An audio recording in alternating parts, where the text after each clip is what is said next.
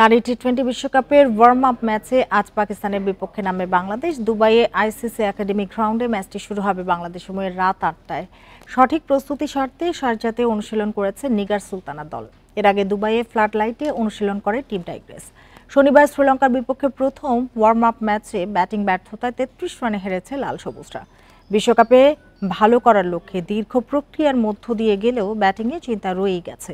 পাকিস্তানের বিপক্ষে সেরাটা দিয়ে ছন্দে ফিরতে মরিয়া দল, বলেছেন সহ অধিনায়ক নাহিদা আক্তার।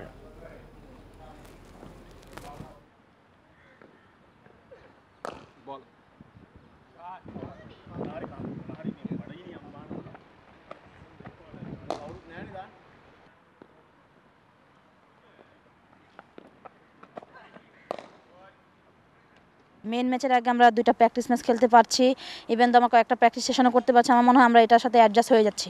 আমার কাছে মনে হয় যে আমাদের দল ওভারঅল চিন্তা করলে ভালো, আমরা ভালো দিকে আছি। যদিও আমাদের গতকাল ম্যাচটা চলে গেছে, আমরা সামনের ম্যাচ নিয়ে চিন্তিত, আমরা সামনের ম্যাচটা কীভাবে ভালো করতে পারবো।